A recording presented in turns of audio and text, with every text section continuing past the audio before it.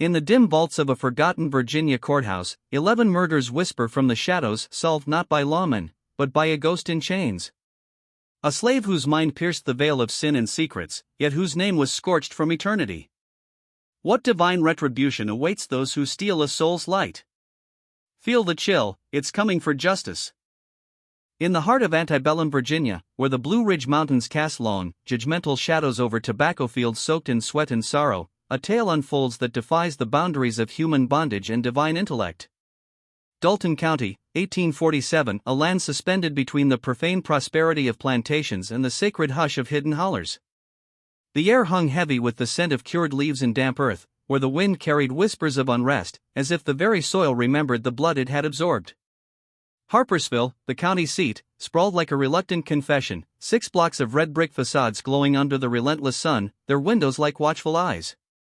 The courthouse loomed at the center, a Greek revival monolith with ivory columns that gleamed like false promises of justice, flanked by a bank where fortunes were forged on the backs of the enslaved, 2 churches where sermons on humility rang hollow amid segregated pews, a general store reeking of molasses and gunpowder, and a tavern where secrets fermented like moonshine in the dark.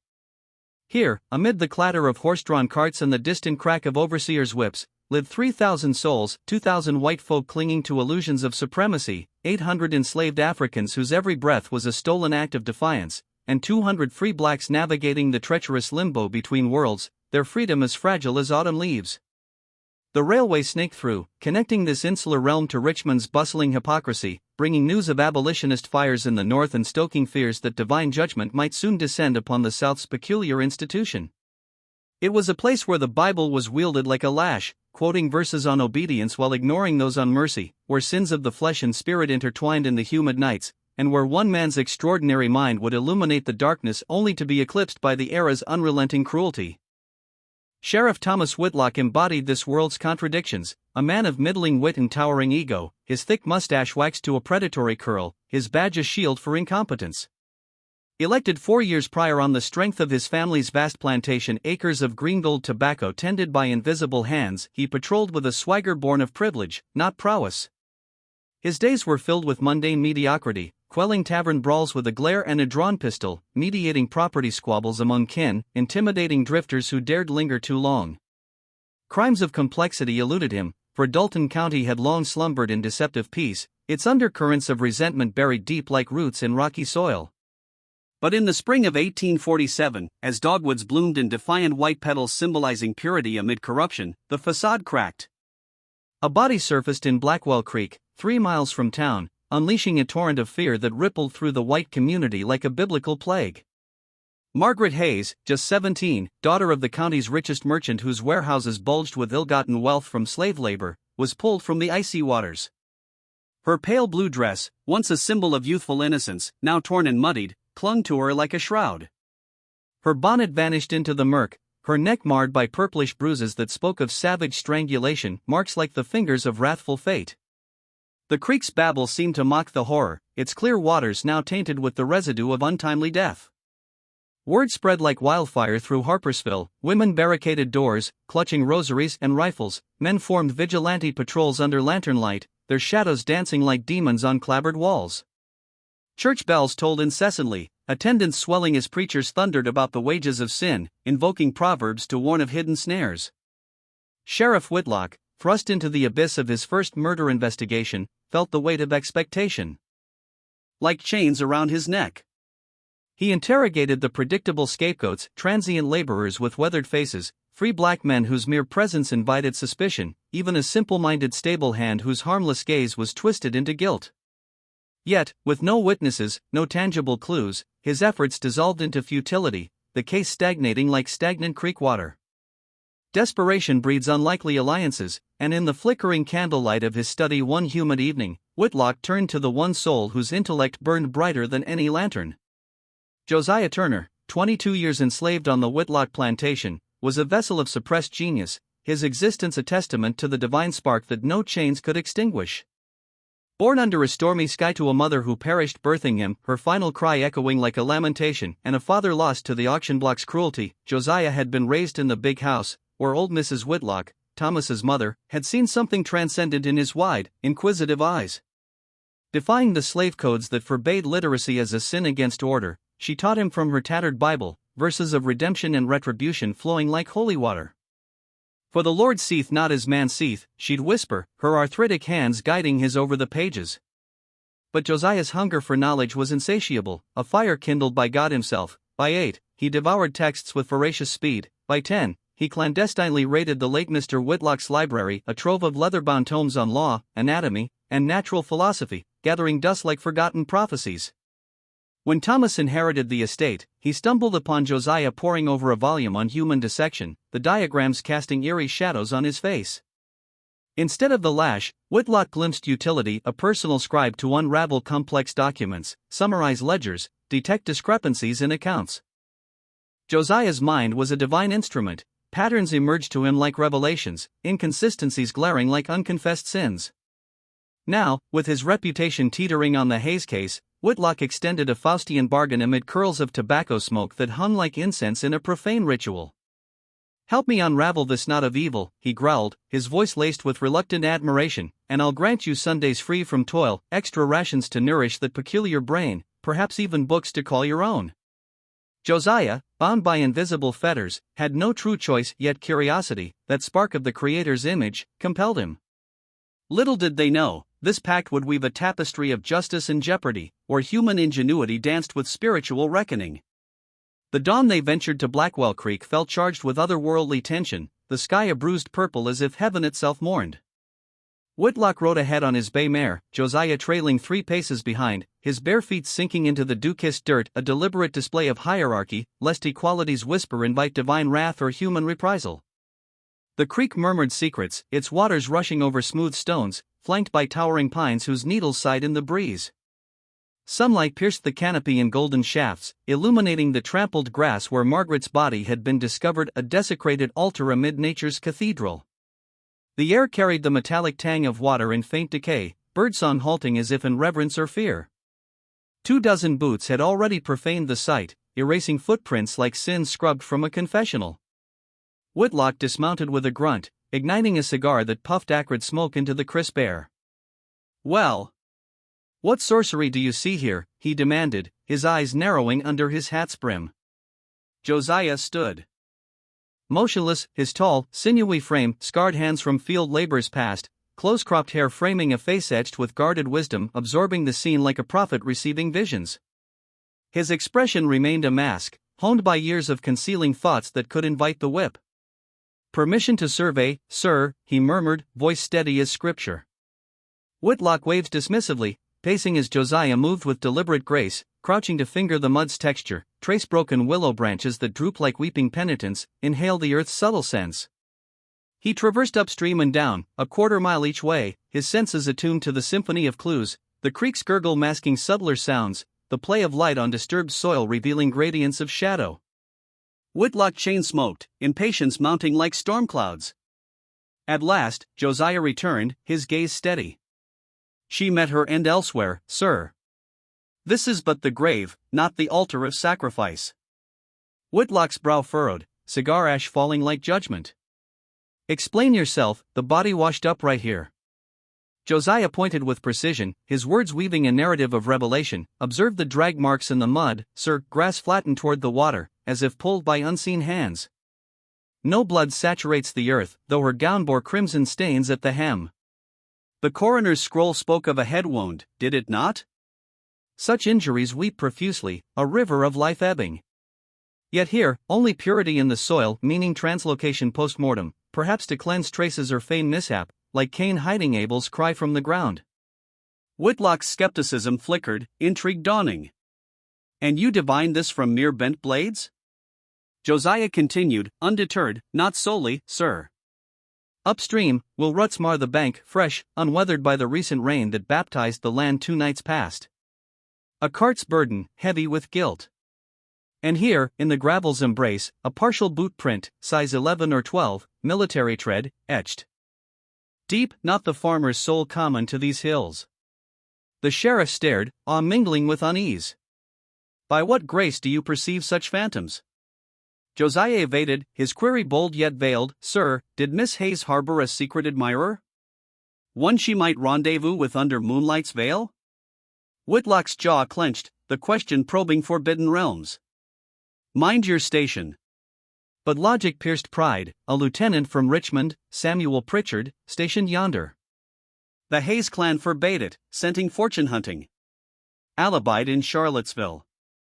The investigation unfurled over 3 days, Josiah shadowing interviews from afar, perched outside windows, ears attuned to confessions like a confessor in the shadows. Whispers of Margaret's clandestine meetings filtered through, notes passed via intermediaries, stolen moments in twilight groves. Then, in the Hayes stable, a dim cavern redolent of hay and horse sweat, lanterns casting elongated shadows like accusing fingers, Josiah's keen eye unearthed damnation. Beneath loose straw in a forsaken stall, a bonnet emerged, blue ribbon frayed, lace whispering of luxury, matching the victim's garb. Blood crusted the inner crown, a dark sacrament, and entangled in the fabric a solitary dark hair, alien to Margaret's golden locks, like a thread from Judas's robe. Confronted, the stablemaster, Douglas Fletcher, a weathered soul of middle years, eyes haunted by inner demons, crumbled like Jericho's walls. Sobs racked him as the truth poured forth, Margaret's secret trysts with Pritchard, facilitated by Fletcher's hand for paltry coins. But obsession bloomed in his heart, a poisonous vine, rejected in the stable's gloom, rage overtook him. A shovel's blow, swift as divine lightning, felled her. Panic ensued, body carted to the creek under night's cloak, staged as accident to evade heaven's gaze. The confession sealed his fate, arrest, trial, hanging in 6 weeks, the gallows creaking like a judgment throne. Whitlock ascended to heroism. Headlines in the Harpersville Gazette lauded his eagle-eyed deduction, Richmond echoes amplifying the myth. A commendation at the county fair, brass gleaming under summer sun. Josiah? Vanished into obscurity, his discoveries claimed as Whitlock's own, the bonnet found solo, credit hoarded like miser's gold. Expectation met reality, yet patterns, like biblical parables, repeat. 6 weeks post-execution, as leaves turned amber in autumn's forewarning, another corpse emerged, beckoning the unlikely duo into deeper moral quagmires. This victim, Benjamin, enslaved on the Patterson plantation, twaller in the textile mill astride the Shenandoah River's turbulent flow. Discovered in the mill's bowels, pulverized beneath a toppled oak beam heavy as sin's burden, chest caved in a grotesque tableau. Initially deemed mishap, for mills devoured lives indifferently, gears grinding like fate's inexorable wheel, cotton dust choking lungs like unspoken prayers. Slaves perished routinely, inquiries scant as mercy. But Benjamin's wife, Dinah, a woman of unyielding spirit, her eyes blazing with righteous fire, defied peril. She stormed the courthouse, voice raised in the lobby's echo, murder. The beam was sabotaged, my husband witnessed shadows he shouldn't have. Dismissed as hysteria by most, her plea resonated with Whitlock, ego inflated by recent laurels. Solving a slave slaying? A legend amplified, proof of impartial justice in a skewed world. Dawn broke misty the next morn as they arrived at the mill, a hulking brick edifice thrumming with mechanical heartbeat, air thick with fibrous haze that clawed at throats, eyes watering in the spectral gloom. The lower level, storage sanctum and power hub, hummed with belts and gears driven by the river's might. Josiah knelt before the fallen beam, its weight a testament to engineered doom, splinters jagged like thorns from Christ's crown. Tracing the mounting on the wall, his fingers detected anomaly. Bolt holes freshly enlarged, pale wood exposed amid aged patina, scratches like deliberate wounds, Sabotage's signature. This was no accident, sir, Josiah intoned, voice low as a psalm in the din. The fastenings were tampered with, weakened by human hand, perhaps with file or chisel, under cover of night. Benjamin's death, a silencing, for eyes that beheld forbidden truths. Whitlock's cigar paused mid-puff, the revelation stirring unease. What had Benjamin seen? Whispers of embezzlement in the mill's ledgers, overseers skimming profits like thieves in the temple? Or darker sins, adulterous liaisons in the shadows, where power abused the powerless? The investigation deepened, Josiah's insights peeling layers like onion skins of deceit, each revelation laced with spiritual undertones, guilt's inexorable pull, redemption's elusive grasp. As days blurred, patterns emerged, footprints in the dust matching a supervisor's boot, fibers from a glove snagged on the beam, alibis crumbling under scrutiny. The culprit, Elias Patterson himself, the mill owner's kin, who had loosened the beam to erase Benjamin's knowledge of falsified accounts, sins of greed that echoed Achan's theft in Joshua's time. Confession extracted in the sheriff's office, lamplight flickering on sweat-beaded brows, the air thick with repentance's scent. Justice swift for the white perpetrator, imprisonment, not the news. While Benjamin's kin mourned in silence, their loss a footnote in history's biased ledger. Yet Josiah's role swelled in secrecy, his deductions a bridge between earthly evidence and heavenly insight. Each case deepened the bond's peril, Whitlock dependent, Josiah empowered yet endangered. Whispers of his abilities spread among the enslaved, a modern Moses deciphering signs, promising liberation's dawn. But danger loomed, knowledge, like the tree's fruit, tempted fate. Spiritual chills pervaded. Was Josiah's gift divine favor or cursed temptation? Themes of retribution echoed, sins of erasure. Like Pharaoh's hardened heart, inviting plagues upon the oppressors. The saga continued, murders multiplying like biblical trials, a poison well in 48, arsenic's subtle venom claiming a family, clues in sediment and symptoms Josiah unraveled like prophetic dreams. Arson in 49, flames consuming a barn, hiding theft, Josiah traced accelerant trails and boot marks, invoking hellfire's imagery. Each resolution amplified Whitlock's fame, Josiah's erasure a deepening wound. Psychological depths plumbed, guilt's manifestations in suspects' twitches, lies betrayed by averted eyes, symbols of inner turmoil, souls wrestling angels. By 1850, 11 cases solved. The courthouse files bore Josiah's marginalia, soil analyses predating forensics, blood patterns like sacrificial altars, behavioral cues echoing Judas's betrayal. Initials JT etched, later expunged post-Whitlock's demise in 57, a heart attack amid opulence, as if divine justice claimed him. Josiah's fate? Manumission whispers unfulfilled, sold south in 55 amid fears of uprising, his legacy haunting like a ghost. This narrative, cinematic in its vivid tableau, misty creeks, dust-choked mills, bloodied bonnets, invokes spiritual symbolism, bondage as original sin, intellect as redemptive grace, erasure as humanity's fall. Empathy swells for Josiah, dread for the system's cruelty, curiosity for untold truths. Reflection lingers, what divine scales weigh stolen genius? In Virginia's shadowed annals, justice whispers eternal. As the investigation into Benjamin's crushing death deepened beneath the textile mill's groaning rafters, where the air thickened with the spectral haze of cotton lint that clung to skin like unshriven sins, Josiah Turner's intellect unfurled like a forbidden scroll. The beam's sabotage bolt holes widened with deliberate malice, fresh shavings glinting like betrayers' coins in the dim lantern light pointed not to accident, but to premeditated erasure, a silencing of whispers that threatened the mighty. Who toiled in these depths alongside him, sir? Josiah inquired, his voice a measured murmur amid the machinery's relentless thrum, echoing like a psalm in a forsaken temple. Sheriff Whitlock, rifling through his scrawled notes with fingers stained by ink and indifference, recited the names, 3 fellow enslaved men, their lives woven into the mill's ceaseless grind like threads in a loom of despair. The delicacy of this probe lay in the invisible barriers of fear and fealty. Enslaved souls, their tongues bound by the ever-present threat of the lash, spoke in fragments, if at all, when a white man's shadow loomed. Yet Josiah navigated an unseen realm, a subterranean network of resilience forged in the crucibles of bondage, coded hymns sung at clandestine Sunday gatherings under ancient oaks, gestures exchanged in fields under the overseer's distant gaze, messages etched in the dust of barn floors or whispered through the veils of laundry lines billowing like ghosts in the breeze. This web, pulsating with shared suffering and subtle defiance, carried truths that evaded official ears. Through it, Josiah gleaned the forbidden knowledge. Benjamin had stumbled upon shadows in the storage vaults, where bolts of cloth vanished like pilfered manna, ledgers altered with sleight-of-hand deceit. Marcus Patterson, the mill owner's prodigal son, a man of polished boots and predatory smiles, his face etched with the entitlement of inherited sin, had been siphoning profits, funneling illicit sales to Richmond dealers under night's cloak.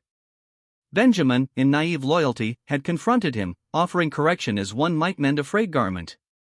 2 dawns later, the beam fell like divine thunder, crushing not just flesh, but the spark of revelation. Proof, however, demanded more than spectral accusations. In a land where slave testimony weighed less than autumn leaves, Josiah sought tangible relics of transgression. Under the cover of a moonless night, as Whitlock slumbered in whiskey-soaked oblivion at the tavern, its wooden beams creaking under raucous laughter that masked deeper laments, Josiah ventured forth. The risk clawed at him, a slave abroad after curfew invited bullets or worse, his body left as carrion warning. Yet curiosity, that divine ember, propelled him through dew-slick paths lined with whispering pines, their needles brushing his skin like accusatory fingers. The mill loomed, a brick behemoth silhouetted against star-pricked skies, its river-fed will churning eternally like the wheel of fate in Ezekiel's visions. The office door's lock yielded to his ingenuity, a skill born from pilfered pages in the Whitlock library, diagrams of mechanisms dissected in his mind like anatomical sins. By the flicker of a smuggled candle, wax dripping like tears of waxen repentance, he unearthed duality, pristine ledgers for patriarchal eyes, and a concealed twin, its pages bloated with discrepancies amounting to $2,000, a fortune rivaling Judas's 30 pieces. Numbers danced in crimson ink, symbols of greed's insatiable hunger, echoing the biblical parable of the unjust steward. Josiah could not seize them. Instead, he orchestrated discovery, leaving the door ajar, the damning tome splayed open like an exposed heart. An anonymous whisper, funneled through a free black courier whose footsteps echoed freedom's fragility, reached Whitlock's ears. Confrontation unfolded in the sheriff's office, lamplight casting elongated shadows on walls. Papered with wanted posters yellowed like forgotten covenants. Marcus confessed to theft with feigned remorse, tears glistening like false pearls, but murder? An accident, he swore, restitution promised like empty alms. His lawyer, voice smooth as serpent's tongue, dismantled links to sabotage bolts could falter from any hand, after all. Trial ensued in the courthouse's hallowed hall, columns standing sentinel like pillars of a hypocritical temple. Fraud convicted him to 2 years' chains, a slap against the mighty, murder evaded like smoke through fingers. Dinah, Benjamin's widow, received naught but echoes, no gold, no solace, her grief a silent requiem in the mill's hum. Newspapers exalted Whitlock anew, sheriff unveils elaborate fraud, upholds justice for all, headlines blared in bold type, ink fresh as blood. His integrity lauded, even for Negro property, a patronizing nod to impartiality in a skewed cosmos. Josiah's essence? Dissolved into invisibility, his deductions claimed as Whitlock's divine insight.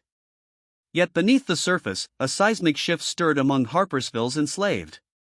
Whispers rippled through cabins at dusk, where kerosene lamps cast flickering halos on weary faces. A seer walked among them, one who pierced veils of deception, unearthing truths buried like talents in parable soil. Petitions for aid arrived in covert forms, notes tucked in laundry bundles, signals flashed in field rhythms detailing thefts beyond survival's edge, beatings transcending normal cruelty, deaths shrouded in suspicion like Lazarus in his tomb. Whitlock, sensing his laurel's dependency on this shadowed oracle, tacitly nurtured the network, averting eyes from nocturnal excursions, granting unsupervised dialogues under pretense of errands. Their alliance, master and chattel, evolved into an unholy symbiosis, credit hoarded by one, labor extracted from the other, yet efficacious, a reluctant testament to intellect's transcendence over chains. Over 8 harvest cycles, as seasons cycled like the inexorable judgment wheel, Josiah unraveled 11 murders, myriad thefts, 3 arsons that scorched the night skies like hellfire warnings. His methodologies, prescient as prophetic visions, anticipated forensic dawns, sketches mapping crime scenes with cartographic precision, blood spatters analyzed like sacrificial omens on altars, witnesses sequestered to expose contradictions akin to Peter's denials, suspects' demeanors dissected for psychological fractures, guilt manifesting in averted gazes, tremors like Cain's mark. All in obscurity, his brilliance a candle under bushel, for property claims no accolades, inks no headlines, demands no equity. It endures, serves, fades like incense in a profane rite. But the narrative's true abyss yawns wider, not mere lifetime erasure, but posthumous desecration when truth clawed toward light. By 1855, as cotton bowls burst white against blood-red clay, Josiah had become Whitlock's indispensable phantom, the sheriff's renown echoing across Virginia's verdant valleys. Whispers of legislative bids swirled, built on borrowed genius. Yet peril escalated with Josiah's audacity. No longer passive observer, he probed crime's genesis, motives rooted in human frailty, patterns foretelling violence like apocalyptic signs. In his cramped cabin, shared with brethren whose snores mingled with distant owl calls portending doom, he hoarded records, clandestine archives on scavenged scraps, ledger remnants, noticebacks, birch bark etched in moonlight. These tomes chronicled the unchronicled, investigative alchemy, logical tapestries woven from clues, interrogations rationale. Evidence of literacy, a capital sin in Virginia's codes, punishable by mutilation or sale southward, yet a testament to his soul's unquenchable fire. Autumn 1855 brought a tempest of slaughter, unprecedented in Harpersville's annals. 4 victims fell like the horseman's seals unfurled. Monday dawned crimson. George Hamilton, landowner of opulent halls where crystal chandeliers dangled like false stars, slumped in his study, knife plunged into chest amid leather-bound tomes reeking of pipe tobacco and deceit. No plunder, no breach, entry voluntary, as if invited by trusted fiend. Wednesday, Edward Crowley, business kin, strangled in his carriage on Richmond's rutted road, rope burns encircling neck like a noose of retribution, horses whinnying in panic under storm-threatened skies. Friday, Theodore Walsh, their lawyer, tumbled downstairs in his manse, bruises blooming like stigmata suggesting shove, not slip. Sunday, Robert Finch, banker of their coffers, poison in hearth-warmed parlor, lips blue from arsenic's kiss, the air acrid with bitter almond scent evoking cyanide's deadly grace. Panic gripped the elite like a biblical pestilence, parlors buzzed with conspiracy theories, doors bolted with iron resolve, prayers ascending from pulpits invoking psalms against unseen foes. Whitlock, besieged by kin's wails, council decrees, press hounds, beseech Josiah in desperation's grip, unravel this knot of vengeance, divine the thread binding them. 3 days Josiah toiled, poring over financial scrolls yellowed as ancient parchments, querying servants whose eyes darted like cornered prey, surveying scenes where death's residue lingered, blood pools congealed like Eucharistic wine, rope fibers frayed as frayed consciences.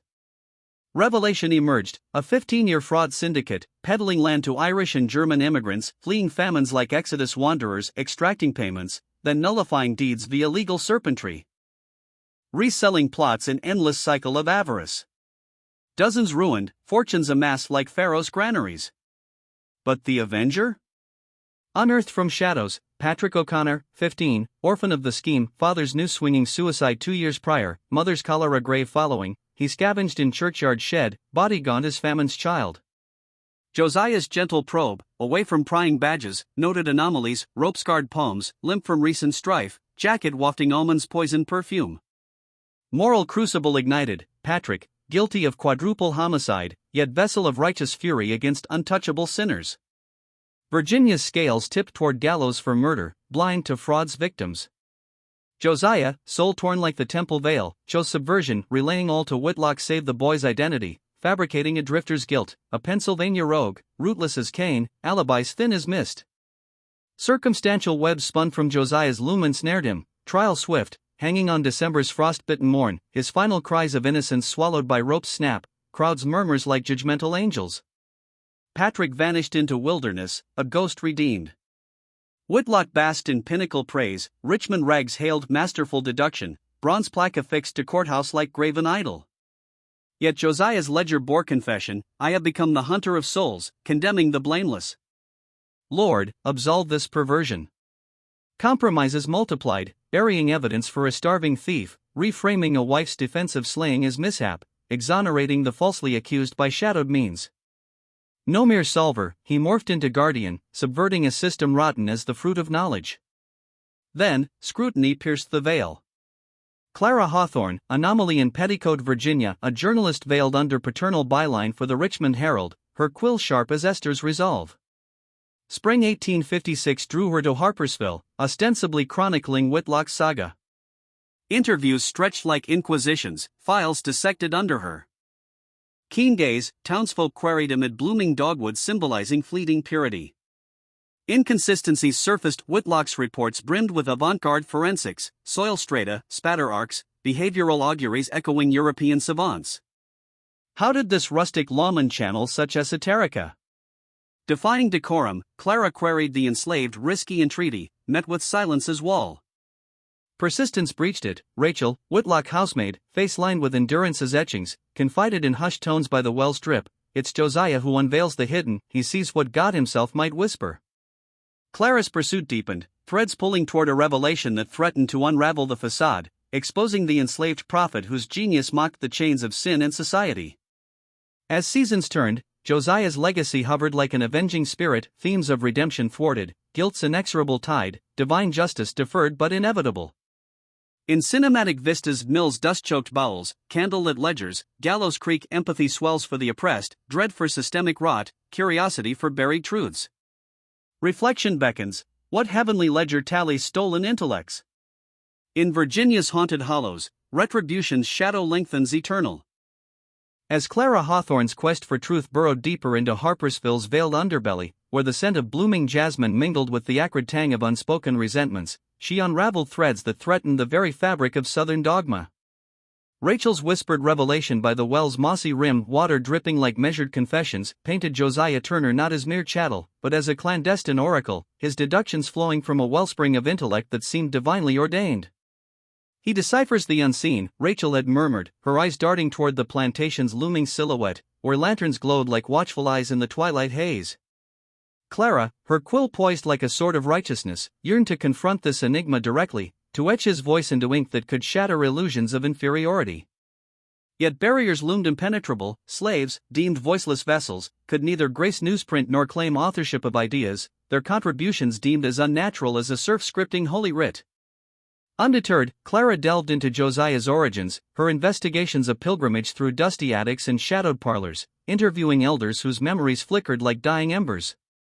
Old Mrs. Whitlock, long interred in the family plot beneath weeping willows that sighed eternal laments, had bestowed upon him the forbidden fruit of knowledge, a library brimming with tomes on anatomy, where sinews and veins map like rivers of life, legal codices dense as thorn thickets, scientific journals whispering of elemental forces, gravity's inexorable pull mirroring bondage's grip. Former servants recalled glimpses, Josiah, silhouetted against candle glow in the big house's library, his fingers tracing diagrams of human dissection, eyes alight with revelations that echoed Genesis's creation spark.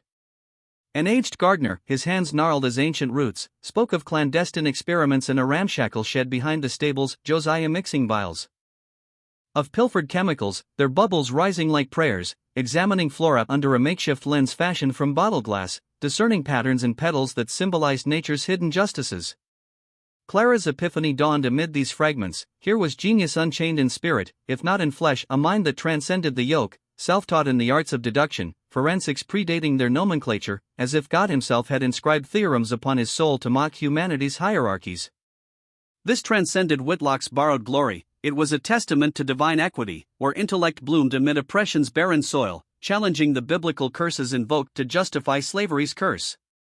She envisioned her exposé as a clarion call, exposing the theft of recognition as a sin against the Creator's image, themes of stolen talents evoking the parable of the buried mina, where potential withered unseen.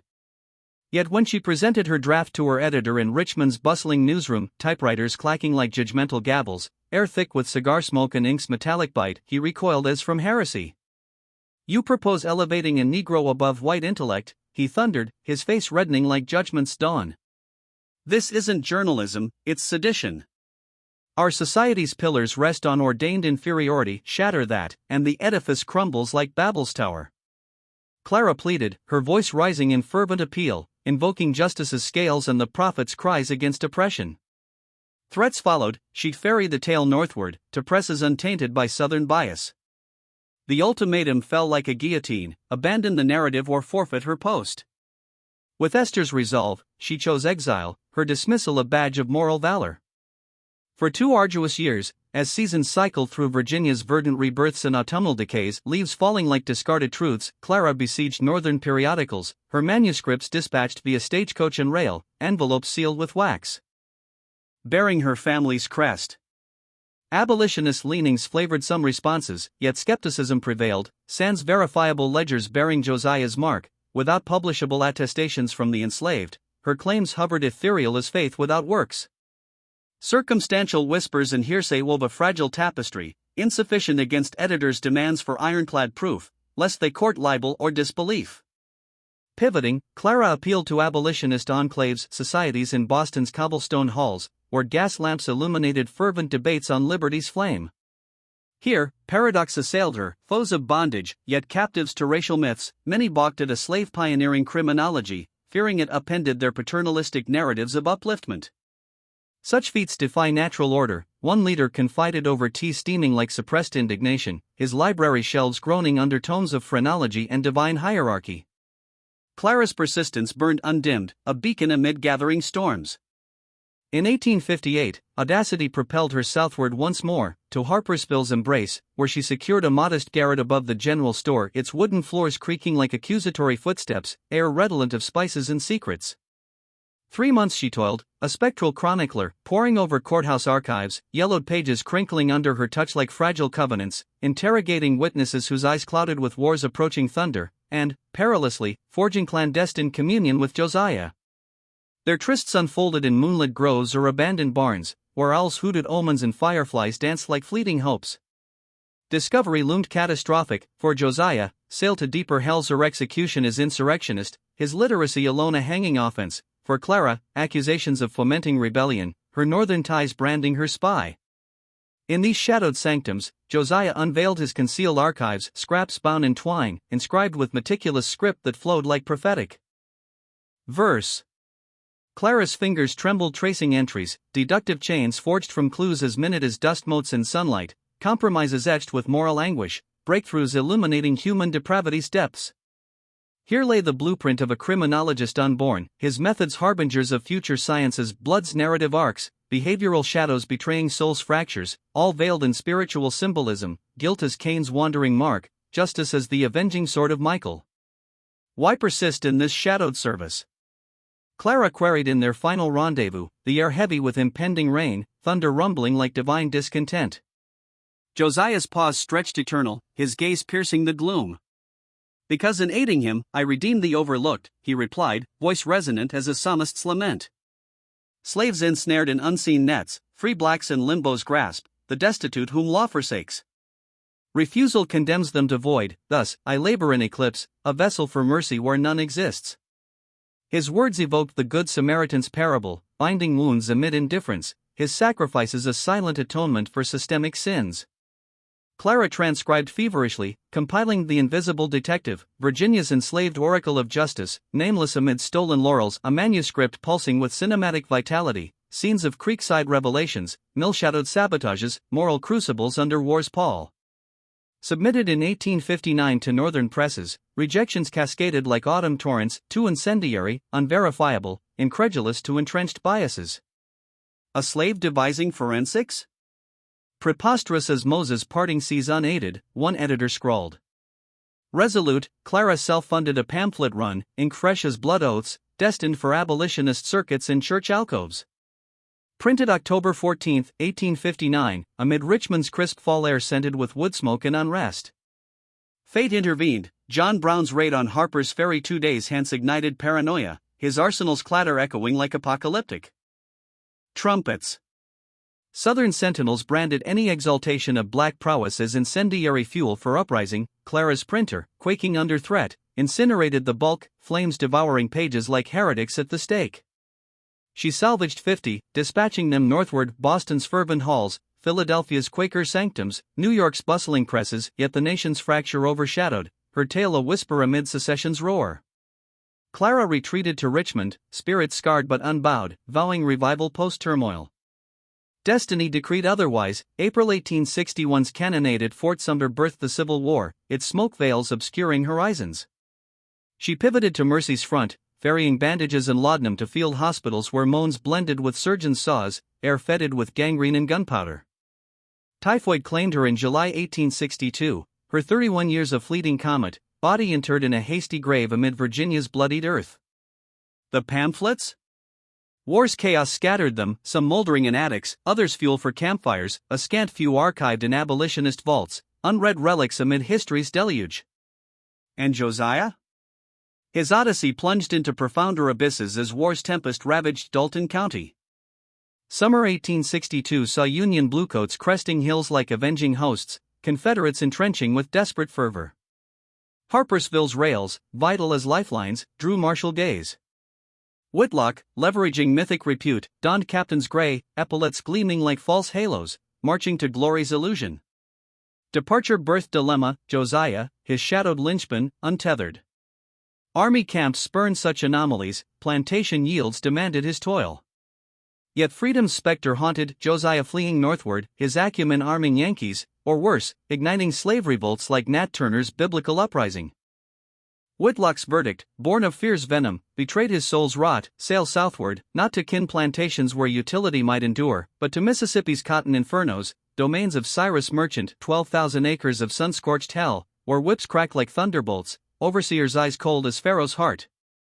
A veiled execution, dispatching intellect to oblivion's maw.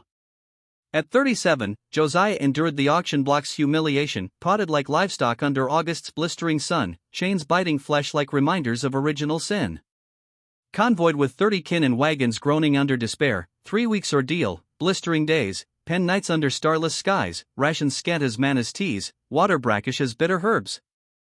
Merchant's realm epitomized abomination, fields vast as Egypt's bondage, slaves toiling from dawn's blush to dusk's mercy, shelters mere hovels leaking rain like weeping heavens.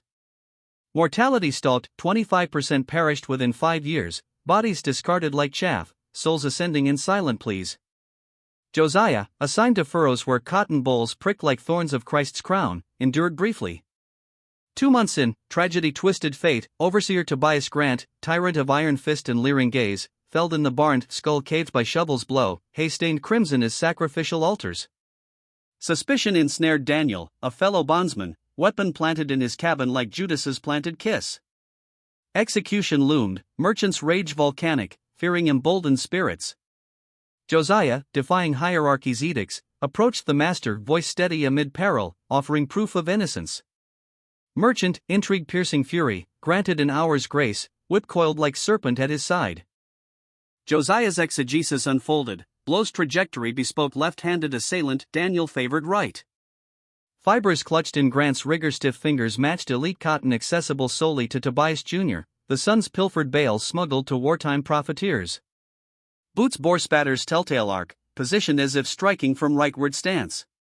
Confronted, Junior crumbled, confession spilling like breached levees, paternal discovery igniting patricide, frame job sealing deceit. Confederate irons claimed him, battle's maw devouring before trial. Daniel spared, merchant pragmatism overriding prejudice elevated Josiah to house duties, inventory ledgers, logistics amid war scarcity, his mind a bulwark against loss. Not liberty, but respite, a divine reprieve echoing Joseph's rise from pit to palace. Emancipation's dawn broke in 1865, Union's decree shattering chains like Jericho's walls. Josiah, 40 and gaunted under 140 pounds, health ravaged by deprivation's scourge, joints aching like penance, lungs scarred by dust's invasion, emerged free, spirit unquenched. Returned to Dalton in late 65, unveiled desolation, Whitlock slain at Fredericksburg, courthouse ashes from Union torches, records scattered like Babel's tongues. Occupation troops patrolled streets rutted by cannon wheels, air thick with Reconstruction's uneasy peace. Josiah proffered his prowess to federal overseers, narrating his shadowed saga, decades decoding sins, methods prophetic as Daniel's interpretations. Skepticism met him, fanciful tales, an officer scoffed, uniform crisp as unyielding judgment. We seek laborers, not colored pretenders to detection. White denizens, clinging to antebellum ghosts, stonewalled corroboration. Courthouse remnants, reordered in bureaucratic haze, bore no marginalia, no JT sigils, expunged like heretical texts, erasure complete as Pharaoh's drowned hosts. Thus, Josiah's legacy lingered spectral, a prophet unrecognized in his land, genius interred amid prejudice's soil. Cinematic in tragedy, auction blocks clamor, barns bloodied hay, pamphlets pyres, infused with spiritual resonance, bondage as humanity's fall, intellect as redemptive grace thwarted, war as apocalyptic cleanser. Empathy surges for the silenced, dread for systemic oblivion, curiosity for lost archives. Reflection endures. What celestial court reckons stolen souls? In Reconstruction's dawn, justice whispers incomplete. By 1865, as the last echoes of cannon fire faded into Virginia's scarred hills and emancipation's fragile dawn broke over fields still stained with blood, Josiah Turner stepped into freedom carrying the weight of a stolen decade. The man who had once unraveled murders with the precision of a prophet reading omens now weighed less than a child, his frame hollowed by Mississippi's brutal sun, lungs scarred by cotton dust that clung like unconfessed guilt. Dalton County greeted him with indifference bordering on hostility. Harpersville's streets, once familiar paths of shadowed service, now patrolled by blue-coated occupiers whose eyes slid past him as though he were smoke. The courthouse, reduced to blackened timbers and scattered ash by a Union raid, held no mercy. Surviving ledgers, hastily reordered in the chaos of occupation, bore no trace of marginal notes in careful script, no faint JT etched like a secret signature at the bottom of 11 murder files. Someone, whether in the frantic hours before the flames or in the quiet years after, had methodically excised every remnant of his handiwork. The drag marks in creek mud, the widened bolt holes in mill beams, the blood spatter arcs that spoke of left-handed vengeance, all reassigned to Sheriff Thomas Whitlock's legend, as though the sheriff's own mind had suddenly bloomed with forensic wisdom decades premature. Josiah sought Clara Hawthorne's pamphlet like a pilgrim chasing a lost gospel. Letters dispatched northward to abolitionist societies in Boston, Philadelphia, New York, envelopes sealed with trembling hope returned empty or unanswered. The 50 salvaged copies had scattered like seeds on barren ground, some lost to wartime fires, others moldering in attics, a few filed away in dusty vaults among thousands of forgotten tracts. No trace remained to anchor his truth. Slowly, the realization settled like winter frost: his life's labor had not merely been overlooked, it had been surgically removed from history's ledger. The cases he cracked became Whitlock's triumphs. The methods he pioneered, crime scene sketches mapping evidence like sacred geometry, witness contradictions dissected like scriptural paradoxes, behavioral cues read as surely as physiognomy's false promises, were quietly credited to later northern innovations. Lives preserved, innocents spared the noose, guilty ones brought to earthly judgment, all credited to a dead white man whose mustache was better remembered than the mind that illuminated his darkness. By 1867, Josiah had migrated to Richmond's swelling Jackson Ward, where Reconstruction's promise drew freed people like moths to uncertain flame. He took up carpentry, hands that once traced blood patterns now shaped beams and nailed floorboards for the capital's burgeoning neighborhoods. The rhythmic strike of hammer-on wood became his new liturgy, steady, uncelebrated, a quiet defiance against erasure. He married Phyllis, a woman whose own enslavement on a neighboring plantation had taught her the same guarded silence. They built a modest life, 2 daughters, Anna and Rebecca, born into a world that still measured black worth by white permission. Josiah never returned to investigation, not from lack of skill, but from the world's refusal to see him. Doors that once cracked open under Whitlock's shadow now slammed shut. No badge would pin to his coat, no ledger except his notes. The brilliance that had once pierced Virginia's moral fog remained locked inside a skull society deemed unworthy of light. He lived quietly, reading by kerosene lamp long after midnight, Bible verses first, then whatever books he could borrow or buy secondhand, medical almanacs, legal primers, scraps of scientific thought that reminded him of younger days in the Whitlock Library. He taught Sunday school at Fourth Baptist Church, explaining parables to children whose futures hung on fragile threads. Neighbors brought him documents, wills, deeds, contracts they could not decipher. He unraveled them with the same patient precision he once applied to crime scenes, charging nothing but gratitude. Yet the specifics of his past blurred into family legend. "Papa helped the sheriff," the girls would say, half remembering stories that sounded too miraculous to be literal. When Josiah Turner died on a humid August morning in 1891, age 66, his death certificate recorded occupation as laborer, 2 syllables that entombed a lifetime of genius. No mention of deductions that anticipated modern forensics, no nod to the 11 souls whose killers he named when no one else could. His funeral drew 30 mourners to Evergreen Cemetery, where headstones leaned like weary sentinels under live oaks dripping Spanish moss. The minister, knowing him only as a gentle reader and kind neighbor, spoke of quiet faith and steady hands. The Virginia Star, Richmond's black-owned voice, devoted 4 spare sentences. Josiah Turner, aged 66, passed away Tuesday. Survived by wife Phyllis and daughters Anna and Rebecca. Carpenter by trade, known for intelligence and kindness. Services at Fourth Baptist. That was the sum of his public epitaph.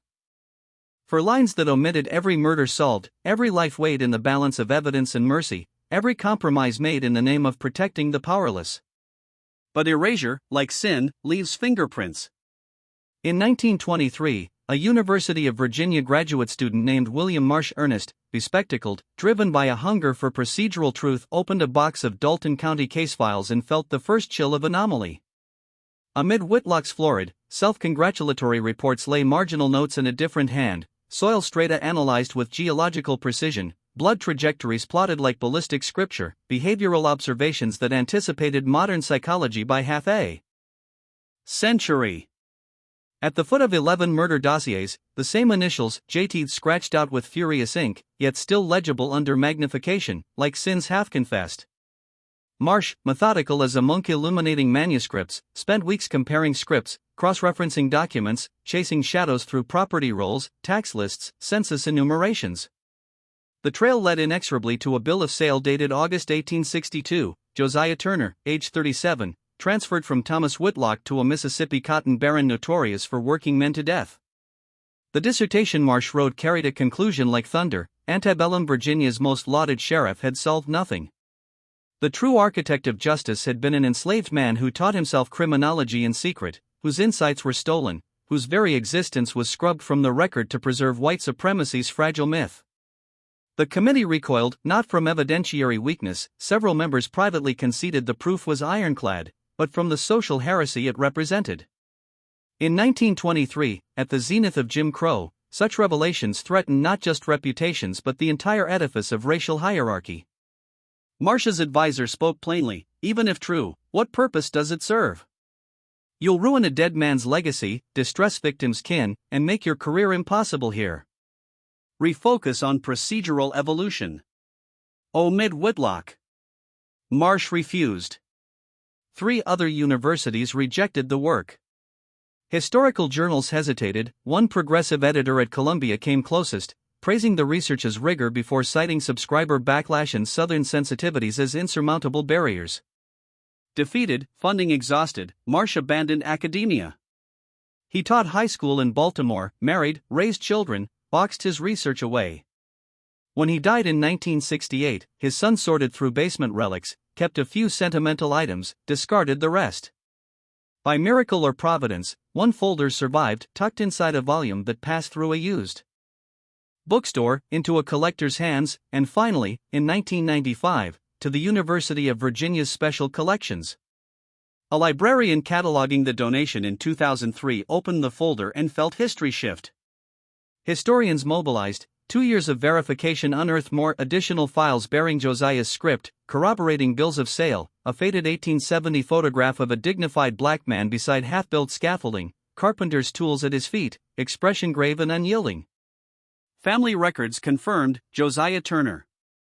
In 2006, the Journal of Southern History published Invisible Justice, the contributions of Josiah Turner to antebellum criminal investigation. The article meticulously chronicled his self-education, his decade of shadow triumphs, the forensic innovations born in bondage, the sail southward, the return to a Virginia that refused him, the century-long campaign of obliteration.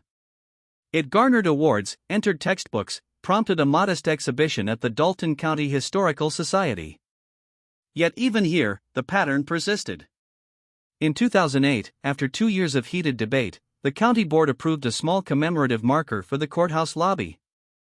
Its wording: Josiah Turner, 1825 to 1891, enslaved person who contributed to criminal investigations in Dalton County during the 1840s and 1850s. His work remained unrecognized until historical research in 2006.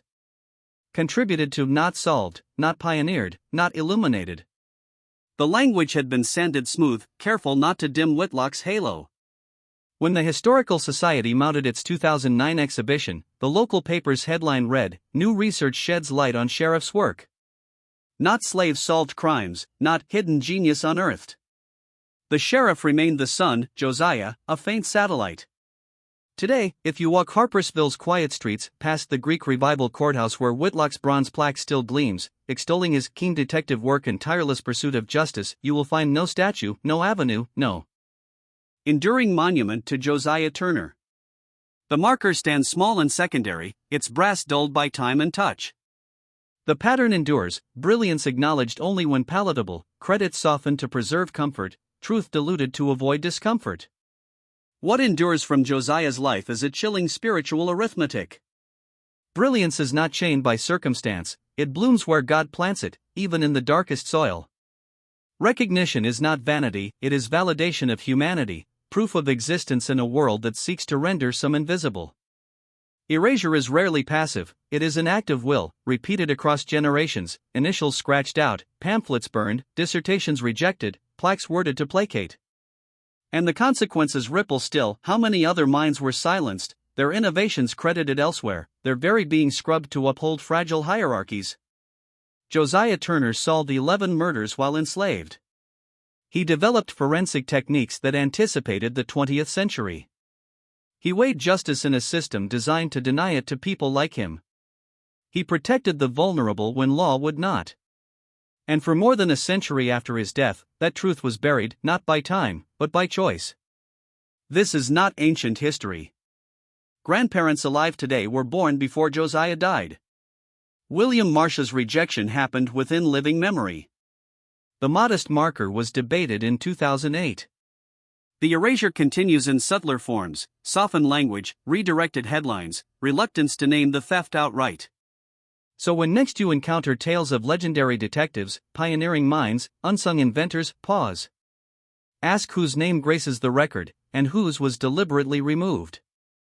Whose light was stolen to keep another burning brighter.